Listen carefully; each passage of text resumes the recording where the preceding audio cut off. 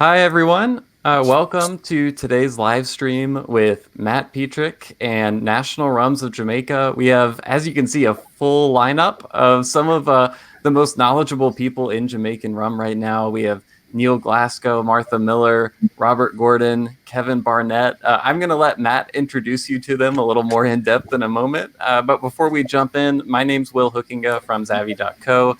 And real quick, just want to kind of give you a little guided tour of the best way to interact with us throughout the presentation today, if this is your first time joining us. So as you've probably already noticed, on the right, there's a chat window. Feel free to tell us where you're joining from. I've already seen people from all over the world, California, Suriname, Florida. So worldwide audience right now, really cool to see. If you have a question at any point during the presentation, you'll want to enter that in the question box at the bottom of your screen. So you'll see a little button down there that says ask a question. They're all going to save some time, 10 minutes or so at the end of the presentation to do some audience Q&A. So that's the best place to put your question if you want us to see it. And also share the event. There's a button at the top right where you can share, invite friends to join us. But with all that said, I'm going to turn things over to Matt Petrick right now, who you may know from cocktailwonk.com. Matt is also the community envoy for WORSPA, which is part of what brought us all here together today. So, Matt, tell us what we're in for today. Thanks, Will. Super excited to be here again. This is our third Zavvy WORSPA collaboration, bringing together the rum producers of the West Indies Rum and Spirits Producers Association to sort of take people behind the scenes, to give them a little more backstory than you might get from, like a brand ambassador or something like that. Like, we know there's a lot of rum enthusiasts out there who maybe can't get to a distillery, especially now, but they really want to see, what's it look like, what are the production processes, what are the different rums they make, how are they made, see the people who make making the rum. And so we've already done so far. We've done Demerara Distillers Limited, we've done St. Lucia Distillers. Now we have National Rums of Jamaica, who are the people behind the legendary Long Pond Distillery, as well as Clarendon and the Monymusk brand. And so that's where we're going to dive in super deep today. And then just as a pitch, coming up, we have some more amazing distilleries from that are WORSPA members coming up in future weeks. So we're keeping this going. So that's enough for me. Very quickly introduce the four people you see there on the screen there. First, let's have Neil and Martha introduce themselves briefly. Tell what you do. Ladies first. Okay, so I'm Martha Miller. I'm the Deputy CEO of National Rums of Jamaica. I currently manage the finance portfolio and the commercial portfolio, and do my best to support Neil in pulling this all together. And Neil? My name is Neil Glasgow, and I'm the CEO of National Rums of Jamaica. I have a technical background so that the operations division of the company comes up through me. I'm grateful for the support of my deputy CEO. Okay. And Robert? Well, hi, I'm Robert Gordon, the Quality Assurance Manager, and I double up as the company's blender as well. As you may realize, in charge of the company's products and to ensure that quality is maintained at all costs. And of course, innovation and new product development comes under my portfolio as well. Okay. And Kevin? Hi, I'm Kevin Barnett. I'm currently the plant manager for Long Pond Distillers Limited, and I have been working with National Rums of Jamaica for over 19 years. Excellent. So before we jump into the slides, I just want to say it's great to see some of you again. It was 4 years ago, I think, that I visited Jamaica, and we managed to be able to sneak into the Long Pond Distillery. And Kevin graciously took us around. As the story goes, we were told, well, maybe you can just peek your head in the door and take a quick look. But Kevin took us all throughout the distillery, and it was great to wander around amongst those like beautiful old double retort pot stills and stuff. And so it's sort of great to sort of revisit it. And of course, I also met Neil when I was there as well. So, okay, let's get started. Let's bring up the slides, Will. Okay. Neil and Martha, take it away. Okay, thank you, Matt. We at National Rums, we're very, very proud to be a part of this series. We hope that our offering today you will find both interesting and instructive. So let me just continue through the slide back. Could I have the next slide, please? Okay, let me just tell you a little bit about the company. National Rums was incorporated in 1980 as a wholly owned subsidiary of the National Sugar Company. The objective around National Rums, its primary reason for existing was to manage the distillery assets of the sugar company. This was so because at that time, the sugar company was having the sugar industry was having a torrid time. In fact, some would say that it was in a state of incipient collapse, and therefore it was necessary to liberate the more profitable distilleries from that.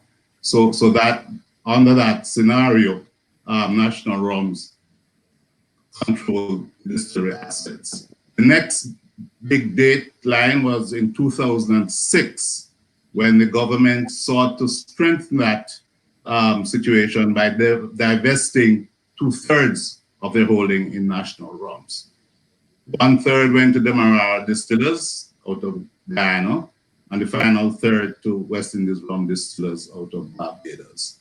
So the new ownership structure brought a lot of energy, capital, and vision, and set National Rums on a new path to excellence. So rationalizing the company, now we have 3 operating sites, namely Clarendon Distillers, Long Pond Distillers, and the Innswood Waring warehousing site. So, can I have the next slide, please? Part of the vision was to build on the brands that were launched in 2011. So we will come back to that later in the presentation with some more details about our brands and our expectations of those brands. Next slide, please. Okay, so the first of the 3 operating sites, let me just paraphrase the slide for you. Clarendon Distillers has a very deep history with Monymusk estate that goes back to the 1700s. But over the years, there have been a series of ownership transfers, and it landed in the hands of the Jamaican government around about 1976. 1978, there was a change in name to Clarendon Distillers, and the most important date, 1980, was when, as I just said, Clarendon was transferred to National Rums of Jamaica, followed by the change in ownership in 2006. Now, in 2007, there was a monetization program funded by the EU, which Clarendon Distillers benefited immensely from. And so, coming out of that program, we were able to put up brand new 4-column still, new pot still, boilers, steam turbines, dunder treatment plants, water treatment systems. Right. And I'll jump in really quick here. I think you'll see a lot of distilleries went through sort of upgrades and improvement around that time because of that EU program, and it was WRSPA that helped facilitate that program. Okay, thanks, man. Correct. Okay. Could I have the next slide, please? So what you're looking at is a beautiful 4-column still that was erected in 2009. The next slide shows the same plan from another angle. You can see the 4 columns more closely. We have 4 columns, the wash column, the aldehyde column, the rectification column, and the methanol column. Now, the installed capacity of this plant is approximately 12 million liters per year. We're running it now at about 9 million liters. Next slide, please. So that on the left is a new distilled chemical pot still that was installed along with the new column plant back in 2009. And on the right, there's the older Vendome still, which was manufactured in 1998. Those two pots together have an installed capacity of 3.5 million liters of rum per year, pot rum, but we actually run it currently at 3 million liters per year. So the combined plant. Those are both double retort stills, correct? Double retort stills, yes. Yes. Next slide, please.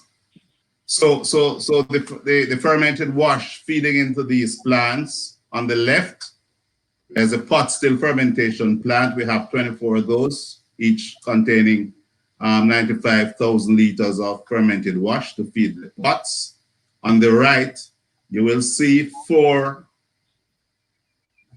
fermenting vats that can hold 200,000 liters of wash. That feeds the new column we just saw earlier. Okay, so moving on, could I have the next slide? Moving on from Clarendon to the second operating site, the iconic Long Pond distillery that has a very pedigreed history going back to 1753. Things went swimmingly until 1977. The distillery came into the possession of the government, and in 1980, like Clarendon, it was transferred to National Rums. Later on, though, we had a very torrid time from 2010 through to the present. In 2010, we had to cease the operation of the column stills at Long Pond because we had issues with dunder disposal. These issues continued to plague us through the following 4 years because the regulatory authorities had disallowed the disgorging of dunder into the environment. By the time we found a solution, which is fertigation, which I'll tell you a little bit more about later, in 2016, based on that solution and using that modality, we were able to restart the distillery in 2016. However, in 2018, we had a horrific fire that consumed a 250-year-old heavy rum vat house. In 2019, we were able to continue the production on a partial basis, making lighter rum. And in 2020, we rebuilt that vat house, and we expect to start production out of that facility in the third quarter of this year. Can I have the next slide, please? So I'm going to ask Kevin, plant manager for Long Pond, to just take us through the pictorials over the next couple of slides. Kevin? Thanks, Neil. All right, just before I elaborate on the slides here, I just want to point out that the fire in 2018 was very devastating for Long Pond. But notwithstanding this, we also saw a great opportunity, an opportunity to integrate a 250-year-old process technology into a modern infrastructure. And this was done by constructing a modern steel frame building furnished with oak vats, oak gutters, and wooden catwalks. In addition to that, the new vat house was designed to be environmentally friendly. It was adequately sized with adequately sized bunds. It had a structurally sound, it's structurally sound and with improved capacity. The picture on your left is a picture of the old vat house fermentation building, 250-year-old vat house fermentation building with fermentation taking place. At the right, we have the new reconstructed vat house steel frame building that is approximately 95% complete right now. At the bottom, you'll see the opportunity that we seize after the fire.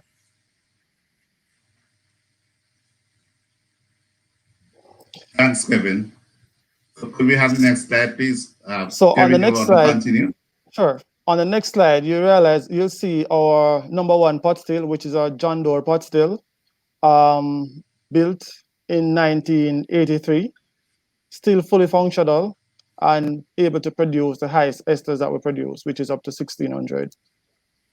You also see on the top right our beer well, which is now being used as a temporary fermenter as a result of the events of the fire. And below, you'll see our cane acid tank in use. Okay. Thank you very much, Kevin. On the next slide, the third operating site that we have is the Innswood plant. It's a much more recent vintage, however. That plant initially was built in the 50s. In 1980, like the other plants, it was transferred to National Rums. 1996, though, the distillery was shuttered due to a fallout in markets, and National Rums had to rationalize their distillation capacity across their other distilleries. And so in 2002, it became an agent facility for our aged rums. So from 2006 to the present, it has been operating A, as an agent facility, B, as a blending facility for branded rums, and it was also a base for our denatured rum operations. Yeah. So that's what we do at Innswood. Yeah, and if I remember correctly, during maybe the 60s and 70s, there was also gin being made there as well. I think we saw an old pot still gin there. Am I remembering correctly? Yes. There was an arrangement with some manufacturers out of the UK that had an arrangement to come and make gin at Innswood, yes. Cool. Okay. Keep going. Okay. So the next couple of slides, I'm going to ask Robert to come in and tell us about the distinguishing features of the various rums we make both at Clarendon and Longpond. Okay, thanks. Over to you, Robert. Yes, thank you. Now, as you can see, that's a sensory wheel, which is familiar to all rum producers. And I may add that products that are produced at NRJ's two operated sites, which are Longpond and CDL, have sensory notes that are common to most of what is displayed there on the sensory wheel. Typically, the flavors are fruity.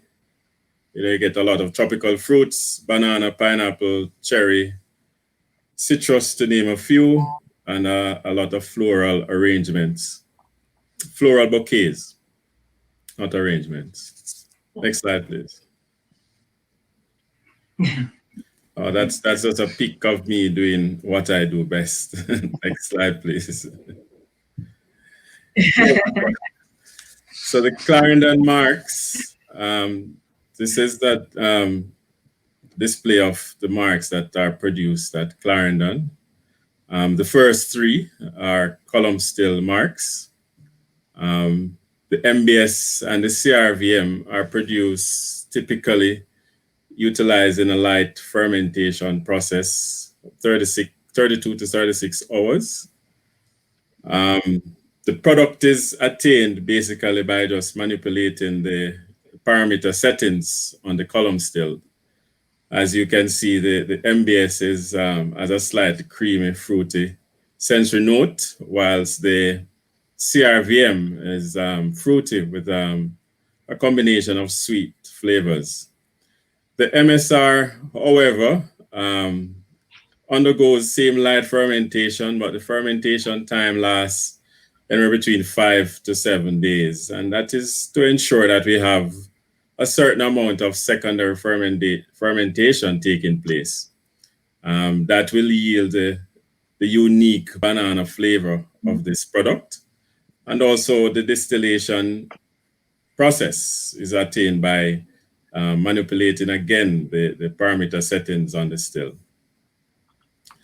The rest of the marks are pot still marks that were displayed earlier in a few slides. Double retort pot stills. The first few are from light fermentation, no cane acid utilized. However, the last one, which is our MLC, it's a heavy pot fermentation product. No dunder or muck is used. However, cane acid is utilized here. And the fermentation time takes about 4 weeks, 4 to 6 weeks.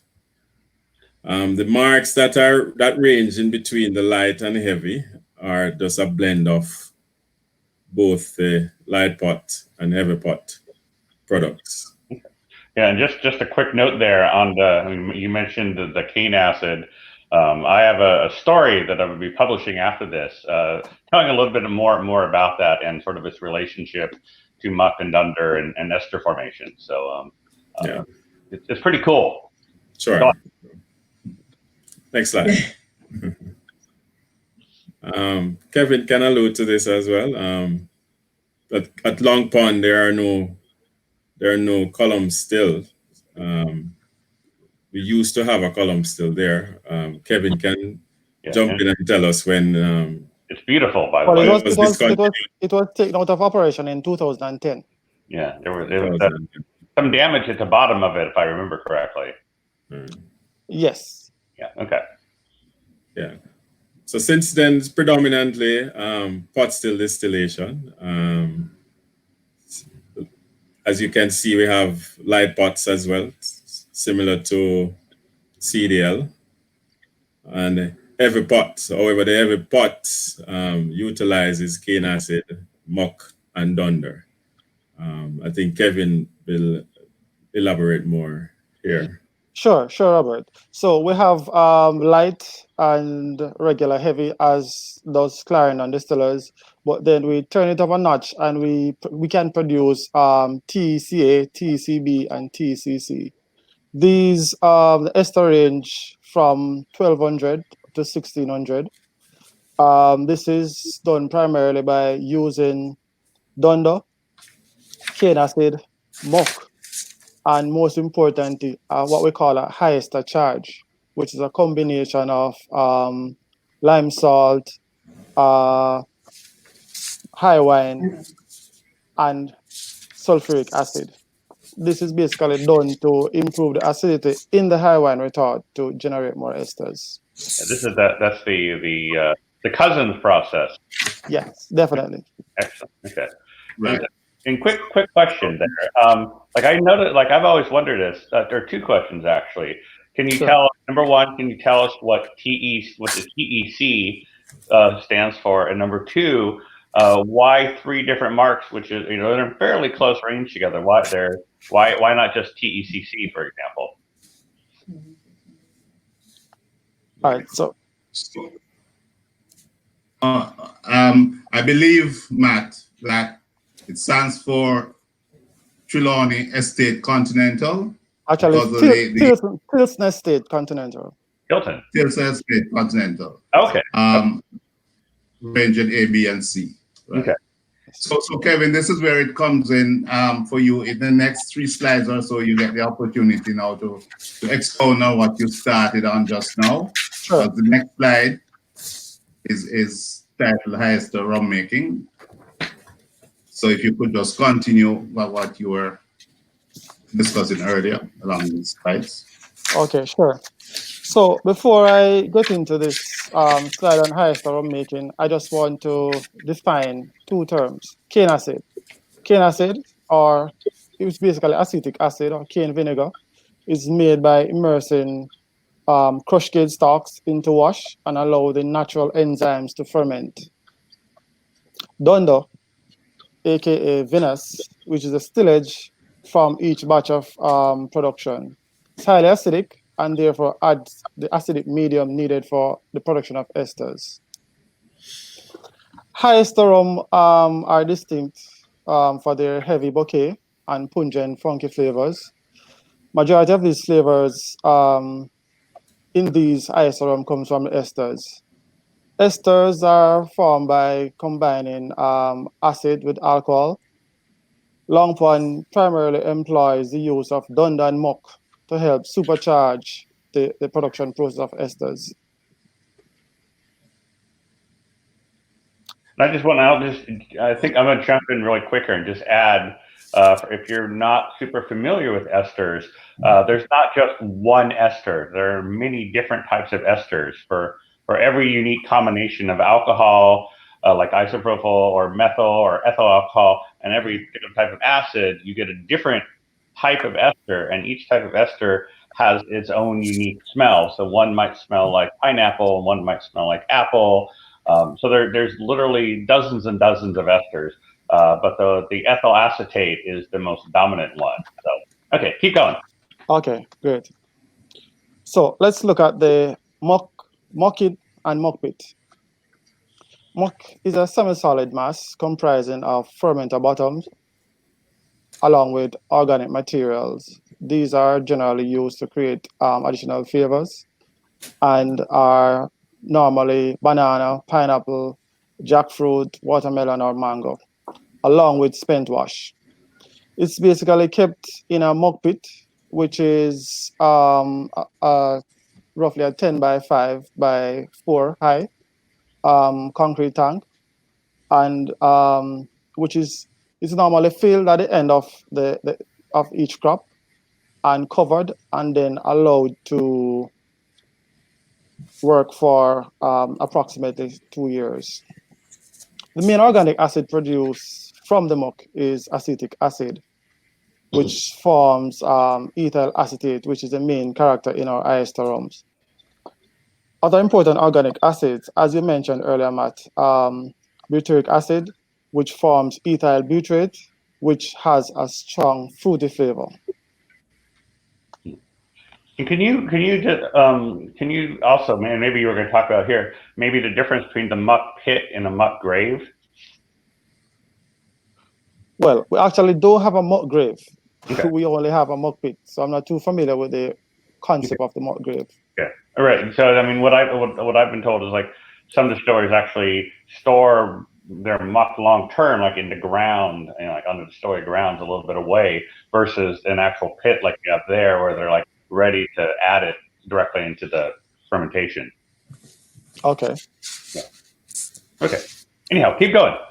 Okay. So in the production of ester, as I'd mentioned before, for regular heavy, up to about 700 esters, which is our STCRT, we use primarily the muck, the acid, and the dunder, as mentioned before. However, when there is a need to produce higher esters, we use what is called a high ester charge. This is basically a combination of lime salt, which is lees plus lime. We combine that with the high wine and sulfuric acid, and this is used to increase the acidity in the high wine retort. So instead of using the regular high wine, we would actually use this mixture to charge the high wine. And this is what we use to produce our esters from 1,000 up to 1,600 esters.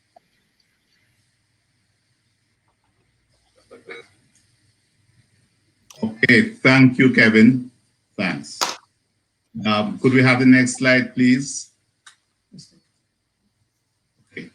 Right. So the aging approach that we use at National Rums is that, along with the vision for increasing significantly the branded business, we have also been talking to customers, have been requesting of us to put down rums for them, to store for them. So between the branded rums and what other customers want in terms of bulk rums, we need to set up a demand forecast which could cover up to 10, 15 years, so that you know today how much rum you need to put down in aging so that when you come to that time in the future, you have rums to cover your needs.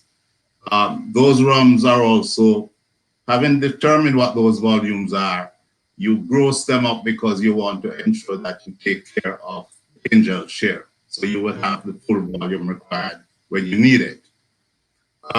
So that is primarily what we do at the Innswood estate.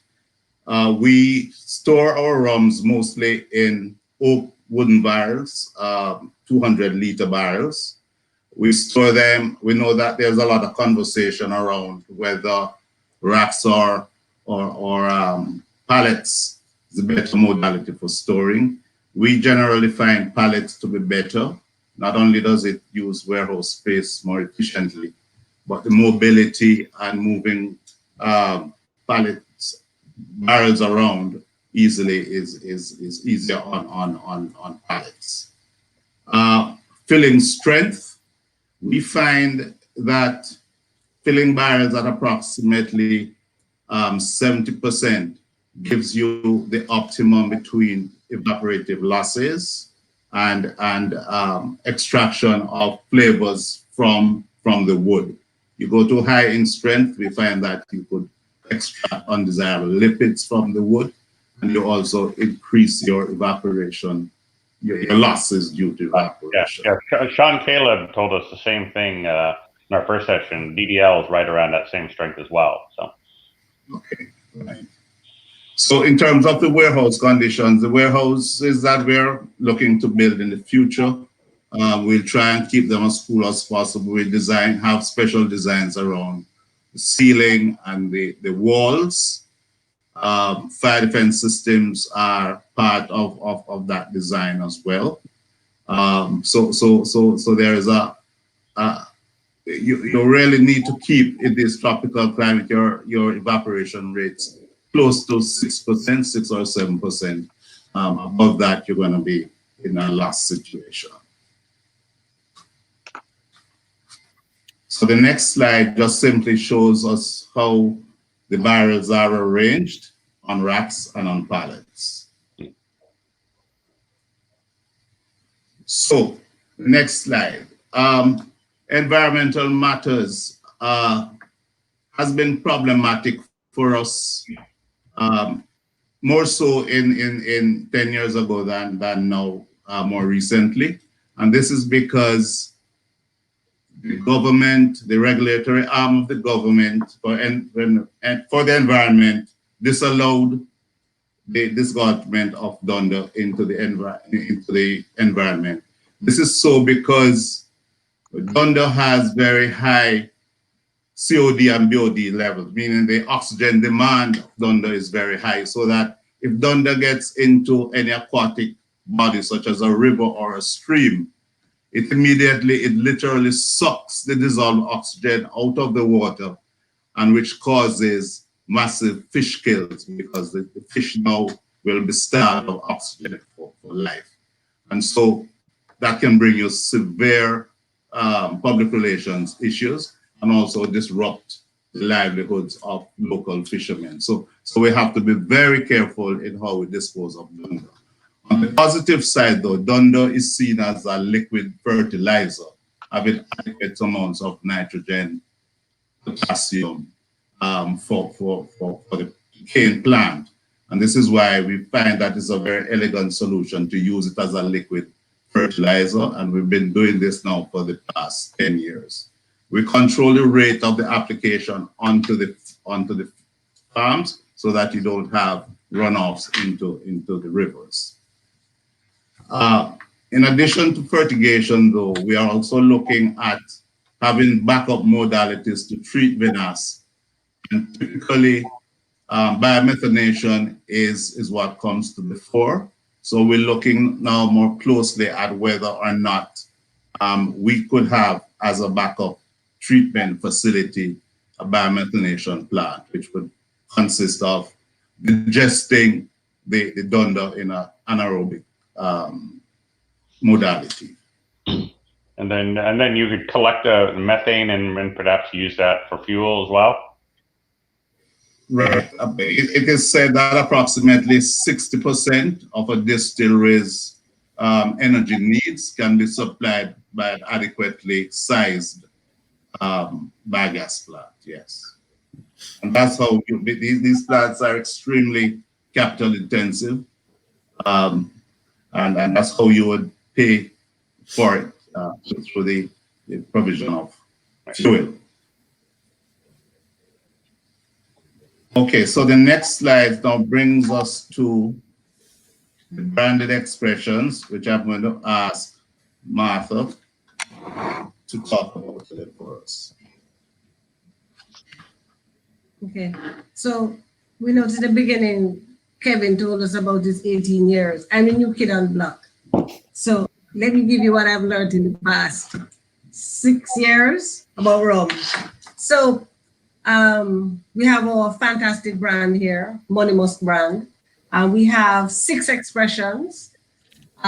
Currently sold, all 6 expressions are sold in the EU area and are distributed by we have our distributor DDL Europe, who is responsible for distribution in Europe, and all 6 of our expressions are carried there. In Jamaica, we carry 5 expressions, and in the United States, we are currently only carrying our red rums, our 3 red rums. The first line, we have one overproof rum, which is our white overproof rum at 63%. It's a blend of column and pot still rums. It has, of course, it's colorless. It has hints of sugarcane, tropical fruit flavors. On your palate, you will get a combination of flavors playing on the palate and giving a smooth, long finish. And this is our white overproof rum here. Okay? This is our product here. Then we have, next on our list, is our Monymusk Whispering Breeze. Now, our Whispering Breeze is a coconut flavored rum, a 40% coconut flavored rum. It's all column still. Of course, it provides a smooth, long coconut finish in your palate. It's excellent for cocktails and mixed drinks. What I didn't mention about, everybody knows Jamaica and our white overproof rum. It's excellent for cocktails. But if you go in the bar, they will have it neat or with a cube of ice. A little stronger than I can handle, but if you go in Jamaican bars, that's how they like to drink our white overproof rum. Then we have the one that's only, right now, you'll only find this in Europe. And this is our aged white rum. It's 40%, a blend of pot and column. It's a rich mix of fruit and spice with a sweet, lingering taste. It gives you a smooth, dry finish with a complexity of flavors. Again, this is excellent for cocktails and mixed drinks. Hey, Martha, what can you tell us roughly how long the aged white has been aged? The aged white has been aged for about 2 years. Okay. This one's aged for about 2 years. Thanks, Matt. Important information I forgot. Yeah. This is our red rum, which is our entry line red rum, which has been aged for about 2 years also. This is also a combination of pot and column still rums. It is golden brown in color. As you can see, it's golden brown in color. It will give you fresh fruit flavor. It's slightly sweet. You can taste the sugarcane notes. It's slightly dry. It's smooth with hints of peach. A long spicy. It gives you a long spicy finish. This is our 2-year-old aged rum. Next, we have my favorite. This is our Monymusk Classic. This is our 5-year-old. It aged, of course, all our rums are aged in once used bourbon barrels. It has a rich amber color. I'll turn to the side so you can see the color. It has a rich amber color. It's a pleasant scented rum. It goes down beautifully as a cocktail. I can attest to that. It has hints of oak. It's a slight orange peel notes and mixtures of Caribbean spices. and has a smooth, dry finish. This is our Monymusk Classic. And then we have our gem, the Monymusk Gem, which is our 10-year-old. As you can see, it has a deep golden brown color. It's aged 10 years. It's also a mixture of column and pot. It's sweet and rich with pops of fruit and spicy flavors. You can taste the oak and the caramel notes. Mixture of Caribbean spices, and has a smooth, dry finish. Great for cocktails, and you can have it goes down well neat or on just a few or on the rocks, your choice. But also, so makes a great cocktail. Martha, are all of these rums a blend from? Well, I guess the column still one wouldn't be, but other than the one column still rum, are they all blends from rums from both distilleries, or is any a single distillery rum? So they're both. So what makes our rums special, Matt, is that our rums are a blend. We benefit from both the best of the north coast of the island and the best of the south of the island. Okay. So the terroir of Long Pond and the terroir of Monymusk gives you different flavors, and we blend those to come up with our mixes. So all of these, except of course the Whispering Breeze, are a mix of Long Pond and Clarendon rums. And really quick, can you tell us how the coconut flavor is imparted into the Whispering Breeze? Robert? Because of it's the tropical vibe that it gives. You know, we liken it to a tropical island, so we call it the Whispering Breeze. but there is actual. I mean, is it infused? It's natural coconut flavor that is added. So it is infused with the column still rum is infused with natural coconut flavor. Okay. And of course, liquid syrup. Okay. Fair enough. Yeah. Okay. Right. I just want to top it off that all our rums, we have some award-winning rums at the Rum Festival the Miami Rum Festival in 2017 and in 2018. We won gold medals for both our classic and our special reserve. And in 2018, at the festival? But in Bulgaria, at the Spirit Selection Awards show, we won medals for our white overproof, our special gold, and our classic rums. So we have an award-winning rums sitting right here on the table beside us. I think that's it. Okay, thank you, Martha. Matt, we're proceeding to our last slide in our presentation. Okay. And this has to do with COVID-19 response, which is very so topical in 2020. In Jamaica, like most countries, we were seriously affected generally by the pandemic. We believe that at the national level, the government of Jamaica's response was quite effective. Even at this time, we are less than 700 in cases. And although just last month we opened up the airports again, so we're being very watchful of whether or not we're going to have a second wave or not. But for the moment, our businesses continue unfettered by the pandemic. We've been able to keep our plants open 24/7.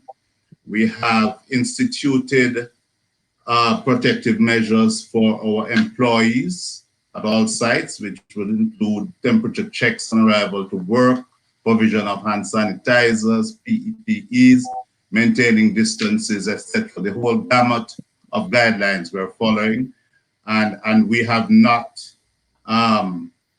detected any COVID cases within our operating population. So we're grateful for that, and we continue to be very vigilant.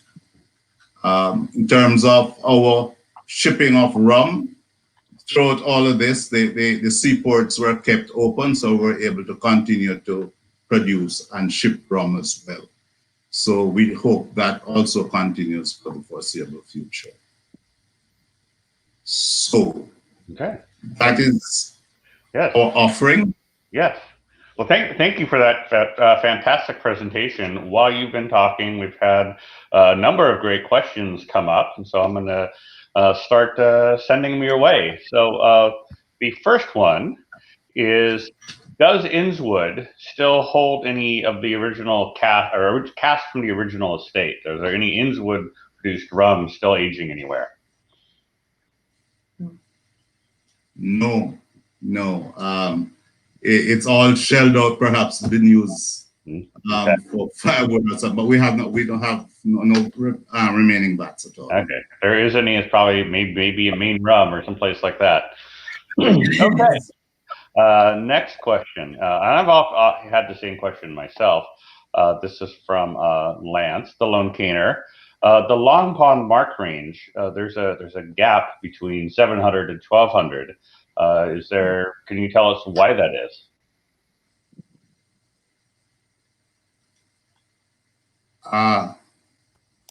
We don't know for sure. Maybe it's how the hierarchy was set up, because we have continental, we have with STC, Kevin, what would end at 700? 700, yes. Yeah. I mean, is it some degree? Is it a matter of like what the commercial markets are calling for?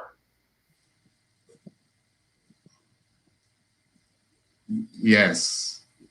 Yeah. I mean, yes. Yeah. I mean, it seems like I mean, my understanding is that those rums in the extremely high range, about that you would call continental rum, are primarily used for blending, in small amounts, or for like confectionery, tobacco, things like that. They're not something that you produce and bottle at that strength typically.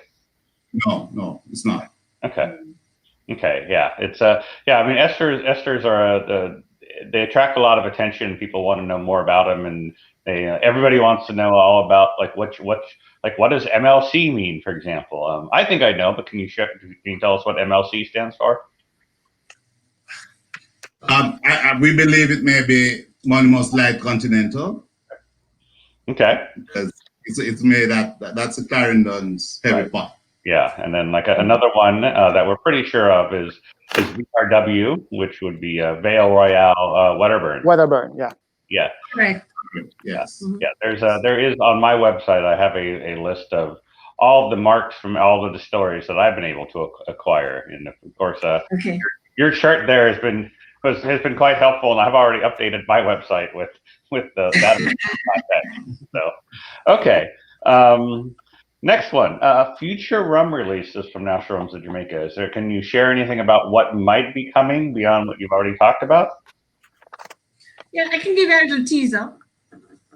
So as you're aware, we'll be reopening the Long Pond, reopening the Long Pond distillery, or recommencing full production in the third quarter of this year.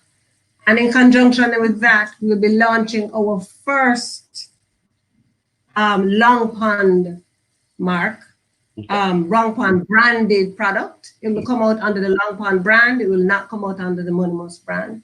And that will be the first ever bottle in Jamaica under Long Pond. So we won't give you any hints as to what it is that's coming out, but just to let you know, you can look forward to seeing distilled, bottled, aged in Jamaica. Okay. Long Pond coming out, right? Okay. So presumably, I'm just speculating here. Presumably, when it comes out, the aged expression will be using your existing stock prior to the fire, of course. Correct. Yeah. Correct.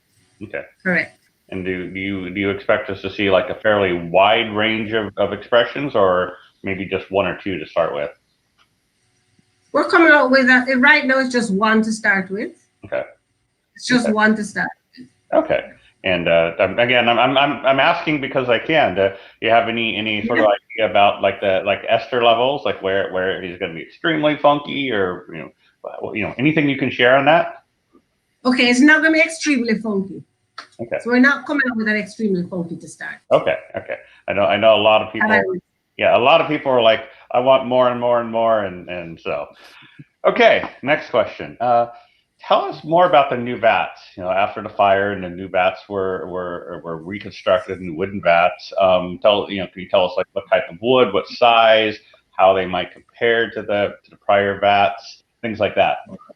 All right, Well, that's right in the Kevin's ball. I'll take that one.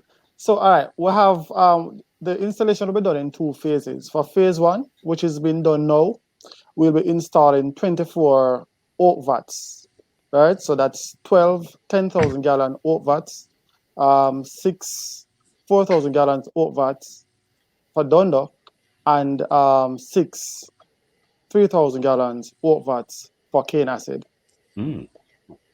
Yeah, and that was something surprising. I mean, what you said there is surprising to me. Is we talked a little bit about cane acid being in the fermentation, and it's not a little bit. It's a substantial amount. It is.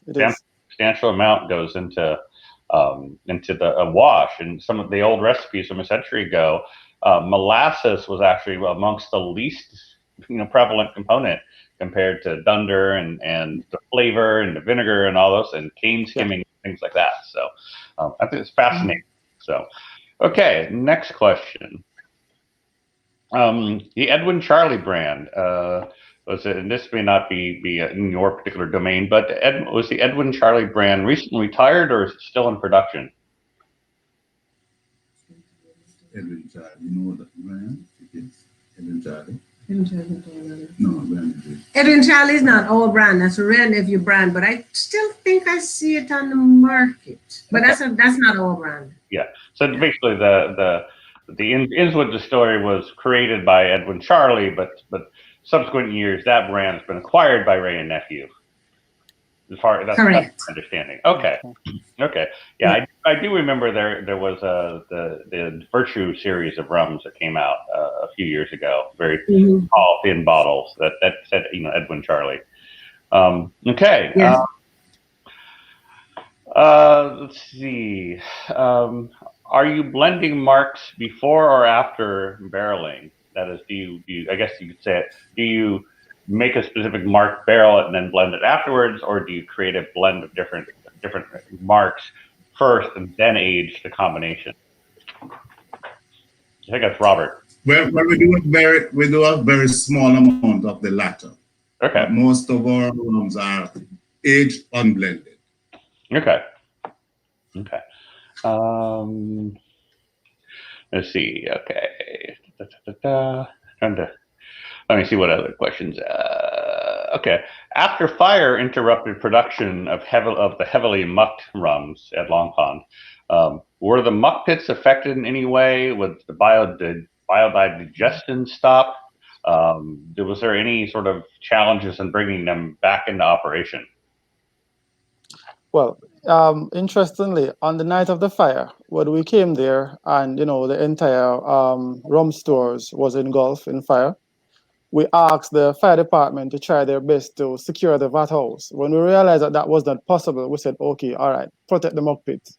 Okay. Unfortunately, they were able to do that. So the muck pits are still intact, fully functional. Okay. And did you have to do anything to, was there anything necessary once you started using them again? Was there anything necessary to sort of get the process moving, or is it? Actually, no, we didn't have to do anything to them. All we did was secure them properly. Okay. Next question. What is the most common type of barrels used by NRJ for aging their rums? Is there basically what's your barrel management program there? What size barrels, and how often do you reuse them, and things like that? Well, our standard size is 200-liter charred once used bourbon #1 select barrels. That's what is in our population. In terms of usage, we cull barrels after 10 years. And we have, if we store light rum in a barrel for 2 years or so, we may reuse them for pot stills on an ongoing basis. We also have a protocol in place where we know what the destination of every barrel is. We know everything about it, and but generally speaking, it's called after 10 years. Okay. And okay, one more, or at least one more question here. We're still working through them. And I think I'll read what it says, and then I think I'll rephrase what I think it's asking. It says, the heaviest distillates from Jamaica get a lot of attention. Are those distillates that are made in muck pits and with dunder considered rum in Jamaica? Like, I think what they're asking is is like the MLC rum or those like the TECC rum, are those being sold and consumed in Jamaica, as just a general purpose rum?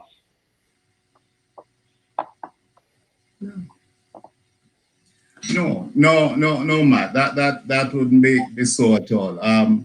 Generally, when we make these high ester rums, it's reacting to an order, and usually exported. Those rums are not generally used in Jamaica at all, or made available for sale in Jamaica. Right. So if I understand correctly, you might use a little bit of that in your own blends, but you also might export a substantial amount to Europe for their blending or other purposes. So, yes. Vaughn here says, would be interesting to hear more about some of the names of the different marks and their origins. So, are there any other? I told you people love this stuff. Are there any other marks from the Long Pond and Clarendon list? And well, maybe if you want to switch back to those slides, are there any other marks that you can guess what they are or tell us about them? All right, I can give a few. The ITP, it's a common clean. The name came about from it's Ive Trelawney pot, been produced since 1980s. Okay. The VRW, as you mentioned before, is Vale Royal Wedderburn. Okay. LPS 400 to 550 ester. That's Long Pond Special. Okay. And of course, the STC RT, Simon Thompson, Cambridge Estates. Okay. Yeah, and I believe that OCLP is Old Charlie Long Pond. It's the name of. I was going to say that. Yeah, it's funny because there's an Old Charlie rum. It was a Jamaican rum brand sold in the United Kingdom, I think from around the 40s through the 70s or so. There's actually a bottle here at Latitude 29 in New Orleans, but I've seen the bottle several times, and when I visited the main rum company in Liverpool, they had a bottle of it, and it basically, she said, they speculated at the time. They said, "Oh, this OCLP is Old Charlie Long Pond." So it was sort of, I had to laugh when that's what you said. So Okay. yeah, cool. Yes. Let's see if there's any more questions here.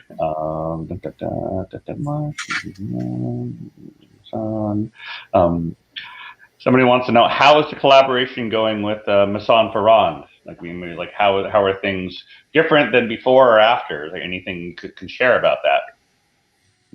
Okay. I think with every acquisition, our business gets better. Mm-hmm. So in the initial acquisition, the expertise and the collaboration that came with national rums, between the government, national rums, Eldorado, DDL, and West Indies Rum, who would have been owned by Foxborough at the time, we were able to modernize the distillery. Yeah. With the current change, whereby West Indies Rum is now owned by Maison Ferrand, and that's how the relationship comes about. We now have a view into what's happening. So we have a view of what's happening in the Caribbean. We don't have an expanded view of what's happening in Europe and the rest of the world. Different methods of, we have become more in tune with our history. We had gotten a little flat-footed in our approach to business. We've become a lot more in tune to what's going on in the rest of the world and in tune to the importance of the history of our rums in our future, which everybody that calls us wants to know. As for example, what are the names of the rums? You will hear questions about what details on what's happening with the stills. We'll need information on, for example, the question that was raised. People want to know, even though Innswood is no longer operational, people want to know, tell me about Innswood, you know? And what happens is that with the expertise that Maison Ferrand brings, where they are, the research is core to their being. They have helped us to really start to uncover some of our heritage. And that really puts us in a great place to go forward as we move forward with our new approach to move from a bulk rum producer to a branded rum producer. They really have helped us in that venture. Okay. And it's not only, you say Maison Ferrand, but I talk about our relationship with West Indies Rum out of Barbados. We have a much tighter bond with our sister company, West Indies Rum out of Barbados. So they too help us in anything that we're doing. So it's a much more collaborative Caribbean approach to the production of rum, which I think entire Caribbean can only benefit from. Okay. Okay. Like that answer. From Vaughn, another question. I don't remember seeing a picture in there, but if I remember from my visit, there are also the wooden fermentation vats at Clarendon as well. I think I've big yeah. And he wants to know, is any of those the wooden vat fermentation? Is any of that distilled at the column distill in the column still, or is the column still only the new fermentation area?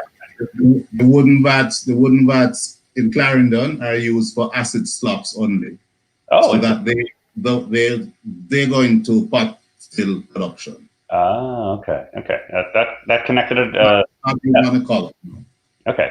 That connected the dot for me, and I'm going to go back and fix my article now. Okay, and then the last question is, where can I get one of those snazzy Monymusk shirts?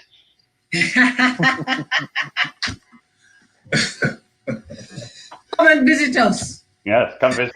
When you're able, come and visit us. As soon as we're taking visitors again, we have the country is open, but we haven't opened our plans to visit us yet. Yeah, okay. But once we start taking visitors, come and visit us. Yeah, no. And you'll be sure to get one. Yeah, no, they definitely stand out. So, well, great. Any final words you want to add before Will and I sort of sign us off? Just to say that it was a pleasure to partake in this webinar, and we thank you for extending the invitation for us. And it feels as if as long as COVID threatens us, it seems as if this is a new normal for us, and so we're happy to participate and will participate in any such future endeavors. Cool. Yes, well, thank you so much for being here. This has been highly informative. I think that what you showed is some fantastic information that a lot of people don't have, and a lot of rum enthusiasts know about some of the other Jamaican distilleries, but you guys have your own amazingly long heritage. Great long ponds and stills and the muck pits. I think it's really great that you were able to bring it to us and share it with us. So. Going forward, we have more talks from other distilleries, but I think we're setting a pretty high bar here for what we can do. So thank you again for that. Will, you have anything else to say as we sign out? No, I just want to say thanks to everyone from National Rums of Jamaica for putting this together. It was a fantastic presentation. And I wanted to let everyone know who is attending. You may have noticed it already, but there is a link underneath the stream to the Monymusk website. So if you want to go there and look a little closer at some of the rums that Martha shared with us earlier, you can certainly do that there. But yes, thank you so much to everyone for coming. Thank you, National Rums of Jamaica. Thanks, Matt. Thanks, Worspa. Matt, anything you wanna tease about anything that's coming up next, or do we just want to tell people to keep an eye out?